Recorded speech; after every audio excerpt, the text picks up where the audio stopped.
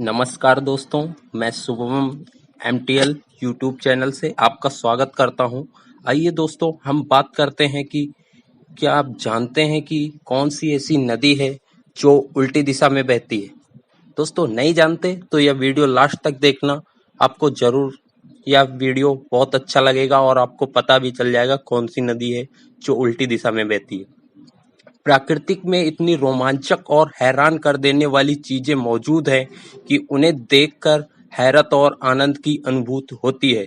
ऐसा ही एक रोमांचक किस्सा भारत की नदियों के बारे में आपको जानकर यह पता चलता है कि अधिक भारत की अधिकांश नदियां एक ही दिशा में बहती हैं, यानी पश्चिम से पूर्व दिशा की ओर।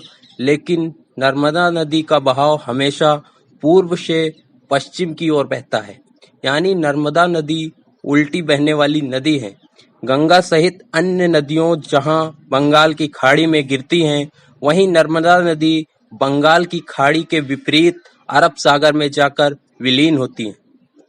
ये नदी भारत के मध्य भाग में पूरब से पश्चिम की ओर बहने वाली मध्य प्रदेश और गुजरात की एक प्रमुख नदी है। नर्मदा नदी को भी गंगा के समान ही पवित्र माना जाता है। ये नदी मैकाल पर्वत के अमरकंटक शिखर से निकलती है और इसके द्रुत स्थल से लेकर इसके संगम स्थल तक 10 करोड़ तीर्थ स्थल हैं। नर्मदा नदी के उल्टे बहाव का भौगोलिक कारण इसका रिफ्ट वैली में होना है, लेकिन पुराणों में इससे जुड़ी कई कहानियां भी बताई गई हैं।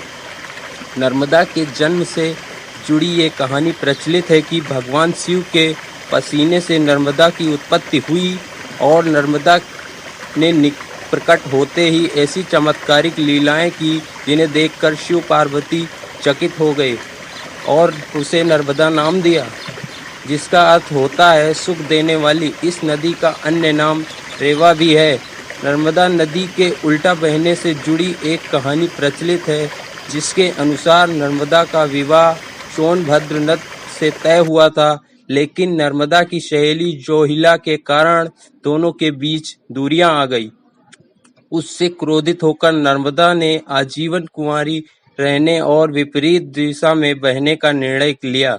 भौगोलिक स्थिति को देखने पर भी पता चलता है कि नर्मदा नदी एक विशेष स्थल पर सोनभद्र नदी से अलग होती है।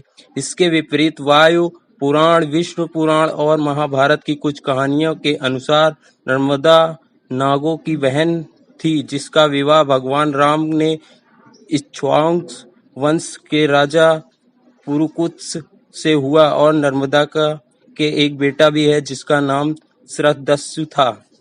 दोस्तों, यह कहानी आपको बहुत अच्छी लगी होगी, तो दोस्तों हमारे चैनल को सब्सक्राइब करें और बेल आइकन को जरूर दबाएं, ताकि कोई नई अपडेट्स आए तो सबसे पहले आप तक पहुंच सके। धन्यवाद दोस्तों।